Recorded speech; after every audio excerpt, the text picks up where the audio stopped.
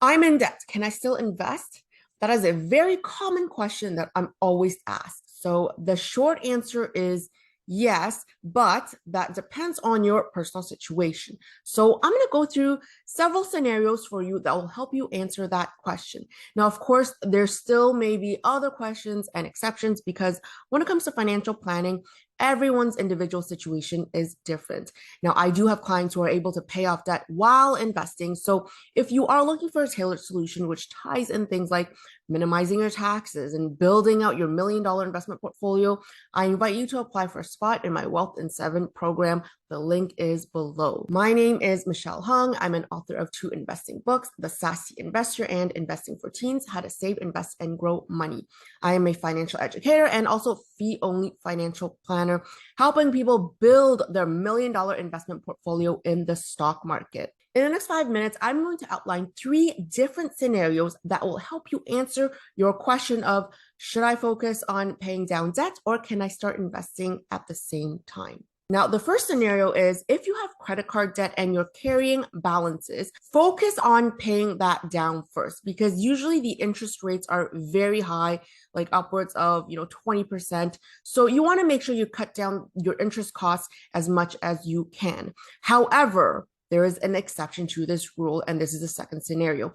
If you are receiving benefits from work, like a group RSP or 401k, and your employer matches what you put in from your paycheck, which is essentially free money, then you definitely do not want to forego that for 2 reasons. 1, it is free money that you don't want to be passing off. And 2, these contributions will reduce your overall income taxes because that's one of the benefits of investing in RSPs and 401ks. The government incentivizes us to save for our retirement. Now, lastly, in the third scenario, if you have other debt like student loans, a line of credit with a relatively low interest rate, say like under 10%, yes, you can start investing or continue to invest. This depends on how comfortable you are, which depends on the size of the balance that you have. I have clients that are both investing while paying down debt. For example, a line of credit that was used to renovate their homes, very common. Usually in these cases, they're comfortable enough with carrying a balance, especially when the homes they're renovating are rental properties. So the expenses and interest costs are tax deductible, which reduces their overall income taxes. So likewise, interest costs on student debt are lower than credit cards, and the interest costs on education are tax deductible. So in this scenario, if you have student loans, line of credit with a relatively low interest rate, it could be a yes or a no, but you just have to be comfortable with the debt balance that you are carrying.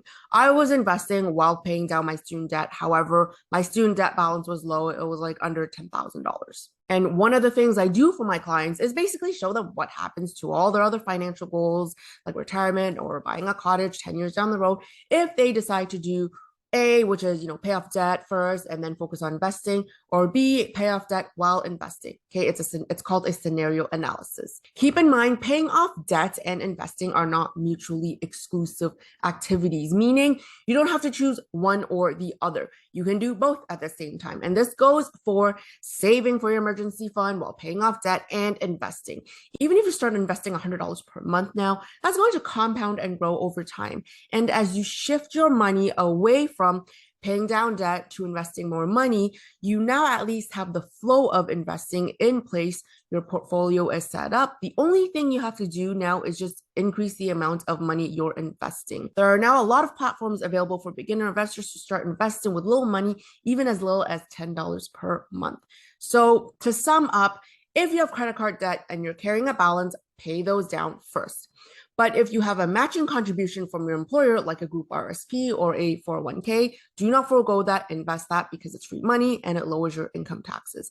If you have debts like a line of credit or student debt and you're comfortable with the balance, then yes, you can most certainly start investing or continue to invest. If you need help with making those types of financial decisions and you want to see what happens on paper to your net worth and your financial goals, and you need help with building your $1 million investment portfolio, go ahead and apply for a spot in my Wealth in 7 program.